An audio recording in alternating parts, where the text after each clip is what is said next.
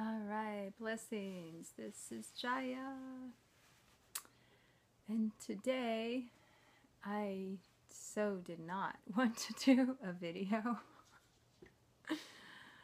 Oh my gosh, going through it. And of course, that's the message comes in. Go do video. So who wins? Not one. We know who wins. Oh, love wins. And it really is quite perfect. So I have a poem I was going to read. And the subject is about how when you open up and surrender and say, I am here for you, life. I am here to serve. That is a different intention. That would be on the lines of the soul intention, like we talk about.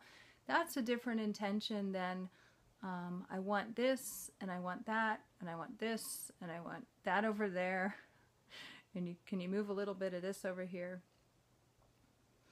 And so it's not that you don't have a vision and that you don't feel joy and express that and know it, and it's just a different prayer. So one involves action to make it happen,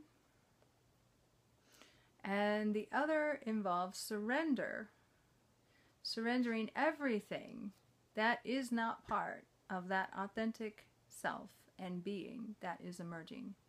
So those are two different processes. We're in the surrender business.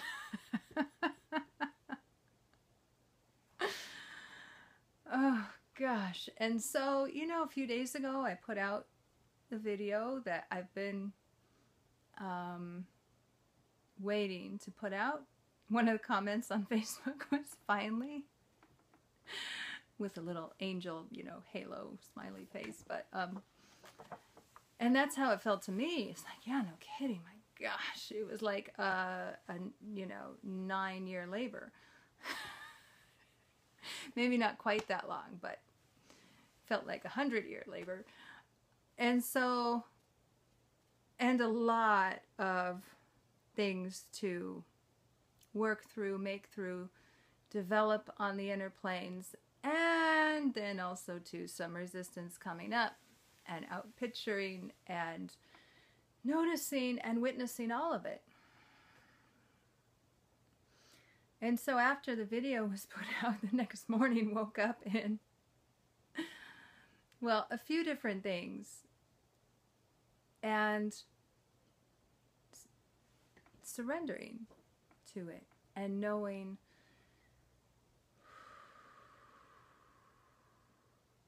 that I can breathe and just following the guidance as it comes through moment by moment. Because really, what else is there? And there's a little difference between the celebration that comes when,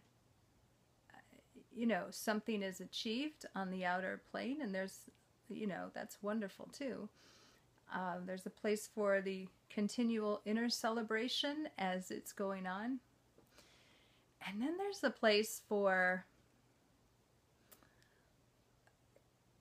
feeling like you wish you could die, because that would be a lot more pleasant than what you're going through. The detox of the stuff that you cannot take with you to the next part of the journey coming out, and in that surrender, it's not just feeling bad. So you can tell when it's more of a surrendered space and something really profound is happening. Well, actually, maybe you can't, but if the witness is there, and if the witness is kind of, there's also another part that's kind of, excited about it. is going, oh God, she finally let go. Jeez. How long can someone hang on? Okay. If anyone can relate, here's a poem for part of the process, that once you say that you're in, and that you're in on a soul level and a deep level, and you're not here to control it or necessarily get what the mind says that you want.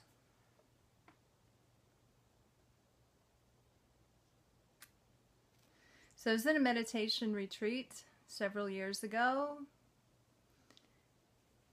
with Michael Beckwith and Agape community, so friends, people that I knew. And we were meditating, and out of the blue, I really am out of it right now. It's just like, are we really doing a video right now? I can barely think. Maybe this is okay. An example of fun things to expect on the spiritual path. Scare everyone away. Okay, great. So, okay, something else comes in really quick. When I facilitated and led a 2-day group experience back in March, and it was in the Sheraton, they were renovating the hotel. And so there were certain parts shut down, so they had a whole section walled off. And we had to walk by it every morning. And it said, please excuse our appearance. This is not a renovation, it's a transformation. So that was a wonderful clue of what we were up to, because you can do cosmetic changes and you can grow personally and achieve more, and there's more. We'll go with this. So once we surrender into that more, there's only so far that those other desires can take us. So I was at this meditation retreat, and we're meditating, and this thought drops in, this voice, and it said, we have ways of making you talk. That was my reaction. And at the time, that was pretty far back. That was before I was doing so much. I think that maybe the book had been written, but it was all still pretty fresh, and some resistance was coming up. Like, do we really want to do this? Or why do we have to do this? We could just do this other stuff over here. We don't have to, like, are you kidding? We have to come out and say, what? So all of that was going on. So this poem came some years after, probably just a few years ago.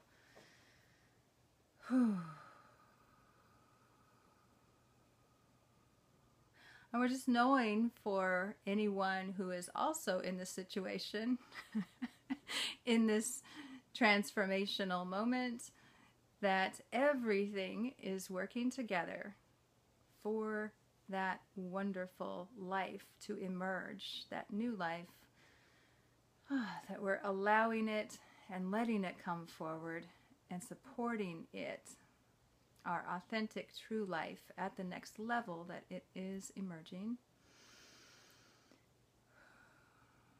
And that we are being so divinely supported we can't even imagine. We have ways. We have ways of making you talk. Wait.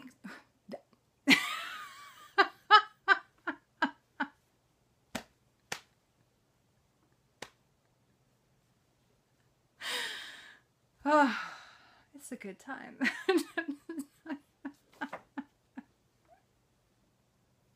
Okay. We have ways of making you talk. Ways of making you share the mad joy that dances in your heart. Ways of making you talk about the beauty that permeates every drop of existence. And not just talk about it. Oh no, we have ways of making you sing like a canary. Don't we know it? ratting out God, singing her secrets of love unconditional, reminding all beings life is, we are, eternal, free. We have ways of making you love. You won't be able to sit down in this classroom. No teacher at the front of the room, no how-tos for the mind, no parrot trainers here. Our lessons come from life itself. We are experts in removing old software. Old software, true psychic surgeons. But sorry, as we operate, there will be no drugs. We're not here to dull you or to put you to sleep. This is advanced level coursework we're talking about, you old soul, you. We, the Master's Program facilitators, teachers, and healers, have been known to use unorthodox methods. Sometimes we'll throw salt on your wounds, not to be cruel, but just to show you that they're there, so you can heal them. Sometimes we'll start fires under your behind, not to burn you, but to get you up and moving in the direction of your true life. Sometimes we'll hold your head underwater for much longer that feels comfortable or appropriate or even safe. Not to scare you, but to show you where the leaks are, so you can see why you keep going flat. Do you still think of us as cruel or heartless? Or do you understand now we have ways of making you live?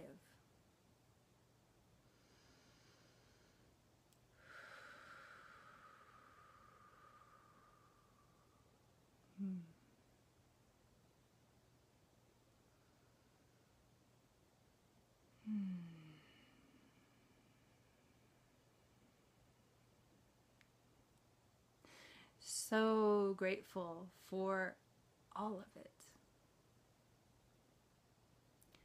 For everything that appears to be happening or not happening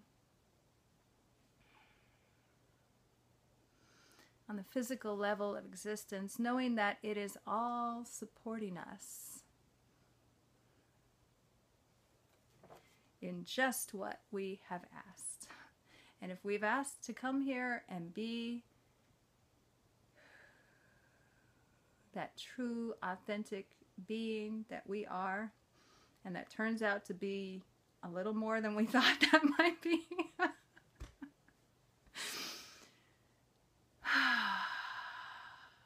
have a wonderful surrender. Blessings.